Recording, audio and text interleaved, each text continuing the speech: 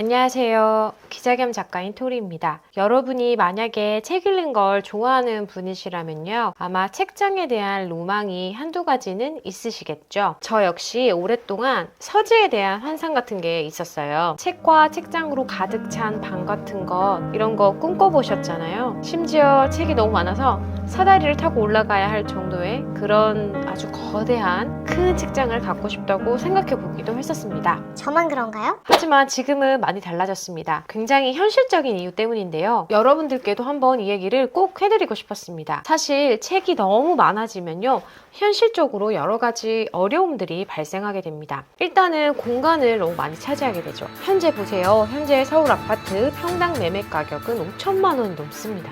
엄청난 가격이에요. 여러분이 방 하나를 책장으로 다 채우거나 거실의 한쪽을 전부 다 책장으로 가득 차게 해놨다고 생각해보세요. 그러면 보수적으로 잡아도요.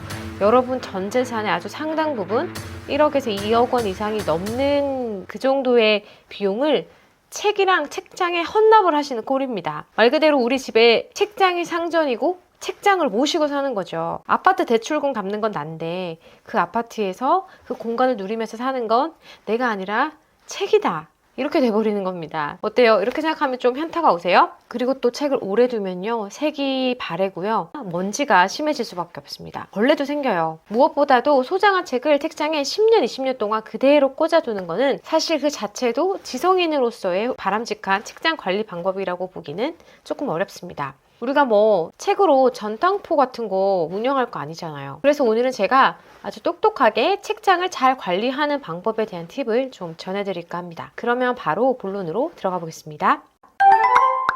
장미의 이름이라는 소설을 쓴 이탈리아 작가 움베르토 에코 아시죠?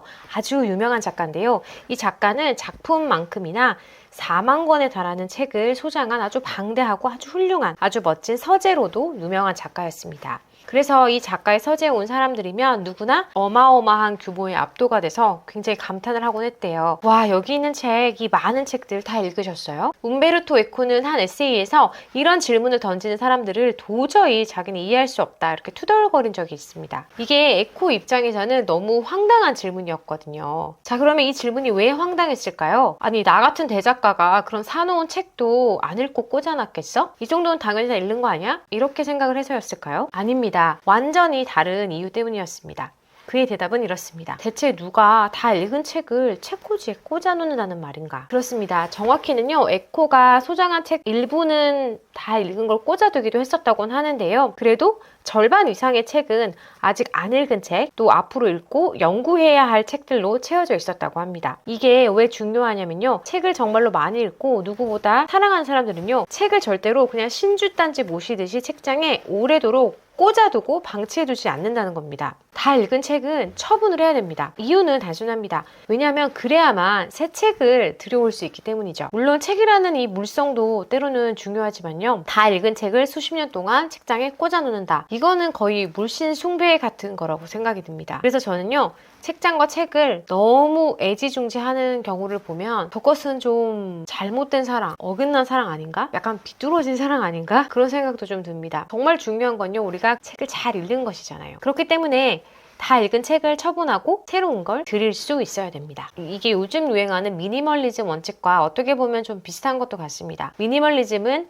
하나를 사면 하나를 버려라 이거잖아요. 책도 마찬가지인데요. 하나를 처분해야만 또 새 책을 살 수가 있는 거죠. 그렇게 하지 않으면 책에 파묻혀 버린다니까요. 정말이에요. 이 좁은 집에다가 오래된 책을 자꾸 이렇게 쌓아만 두면 어떻게 되겠습니까? 책판 사판이 돼버리는 겁니다. 그러니까 제가 전해드리는 첫 번째 원칙은요. 다 읽은 책은 정기적으로 비워내라입니다. 너무 미루다가 한꺼번에 하면 좀 골병이 드실 수가 있어요. 진짜 힘들어요. 그러니까 조금 쌓였다 싶으면 그때그때 바로바로 적절히 처분을 해주시는 게 좋습니다. 자, 그러면 여기서 또 궁금한 게 생기실 거예요. 그러면 책을 어떤 기준으로 처분을 할 것이냐? 사실 여기는 정답이라는 게 없습니다. 우리가 미니멀리즘으로 옷장을 정리할 때도 다 각자의 기준이 있잖아요. 어떤 분은 이렇게 말씀하시더라고요. 설레임이 없는 물건은 버리거나 정리를 해라. 그런데 각자가 설레임을 느끼는 대목이 다 다르잖아요. 그러니까 같은 옷장이라고 해도 무엇을 버릴지는 사람에 따라서 다를 수밖에 없습니다. 그러면 책장의 책은 어떤 기준으로 처분을 하냐?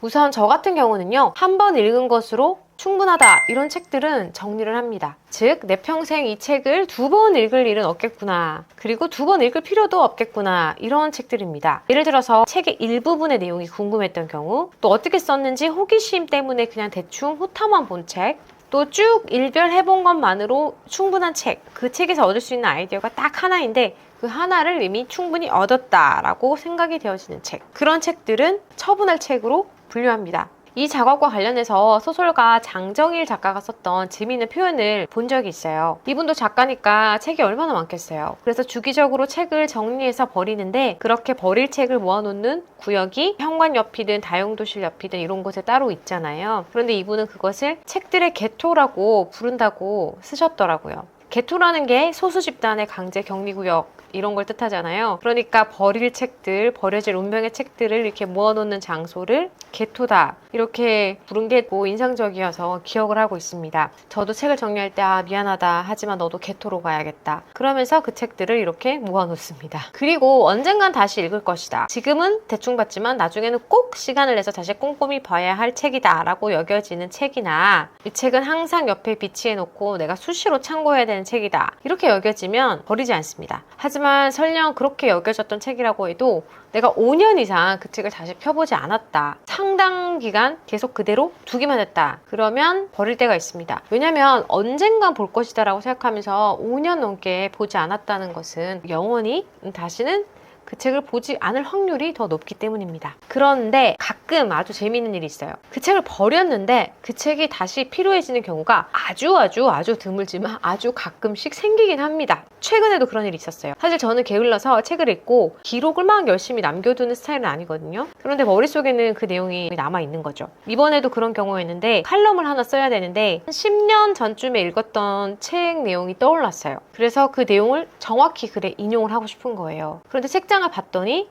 당연히 그 책은 이미 버리고 없습니다. 그럼 어떻게 합니까? 다시 삽니다. 제가 저만의 책장을 이렇게 만들고 운영한 지 18년 정도 된 것 같아요. 취업해서 제 공간이 생기고 그러면서 제가 책을 본격적으로 사서 모으고 하기 시작했으니까요. 그 18년 정도 되는 기간 동안 지금까지 제가 버렸던 책이 다시 꼭 필요해져서 산 경우가 이번을 포함해서 한 2번 정도밖에 없었던 것 같아요. 버린 책이 다시 필요해질 확률은 20년에 2번 정도?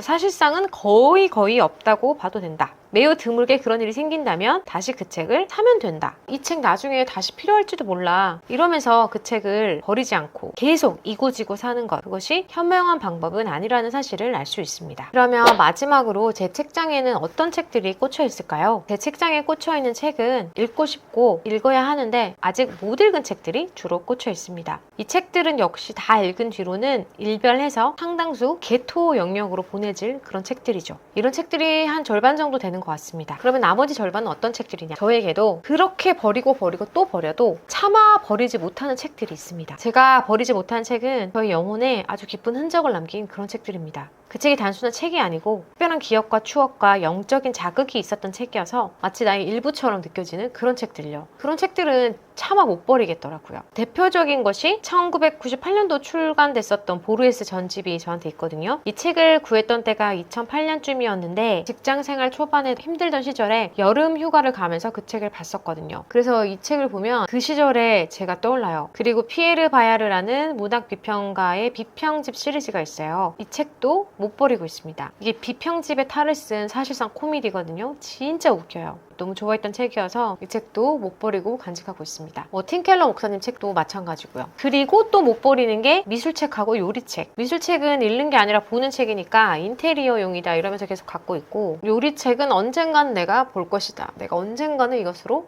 요리를 할 것이다, 이런 생각으로 계속 갖고 있습니다. 그리고 또 그런 적도 있어요. 문학 비평집이었는데 살 때도 비싸게 주고 샀는데 한 5년 10년 동안 안 읽은 거죠. 그래서 도저히 안 되겠다 해가지고 이제 처분을 해야겠다 해서 중고로 팔려고 내놨는데 중고책 매매 단가가 굉장히 높은 거예요. 모든 물건이 그렇지만 중고는 가격이 산 직후부터 반으로 꺾이고 시작하잖아요. 그런데 그 책은 심지어 제가 소장한 지도 10년, 15년이 됐고 굉장히 오래된 책인데도 중고 거래 시장에서 정말로 상당히 높은 가격에, 그러니까 그 책 정가의 60%, 70%까지, 그래서 갑자기 안 팔았어요. 그냥 더 갖고 있고 싶더라고요. 이 책은 시장 가치가 있구나? 그런 생각 때문에. 그리고 나서 또 5, 6년이 흘렀는데 아직도 안 읽었어요. 자, 오늘은 이렇게 책장을 정리하는 방법에 대해서 의견을 나누어 보았습니다. 책장 정리는 사람에 따라서 스타일에 따라서 달라지지만 오늘 제가 소개해드린 방법을 참고하셔서 한번 책장을 정리해 보시는 것은 어떨까요? 무엇보다 몇 년이 가도 똑같은 책이 계속 꽂혀있는 책장은 애서가에 살아있는 책장이 아니고 죽은 책장이라는 사실을 기억해 주셨으면 좋겠습니다. 또한 아주 크고 거대하고 아름다운 책장이 그 사람의 독서력과 지적인 수준을 보장하지도 않는다는 사실을 아셨으면 좋겠어요. 하여튼 저는 지금 책장 욕심 그리고 책 욕심에서 아주 많이 자유로워졌습니다. 자유로워지니까 행복해요. 자, 여러분은 어떠신가요? 다음번에는요, 제가 이렇게 엄선해서 분리해서 개토로 보낸 이 책들, 처분할 책들을 어떻게 유용하게 처리할 수 있을 것인지에 대한 팁을 알려드리겠습니다. 중고로 잘 처분하면요, 쏠쏠한 부수입도 되고 또 새로운 책을 사볼 수 있거든요. 자, 그러면 저는 다음 영상에서 다시 인사드리겠습니다.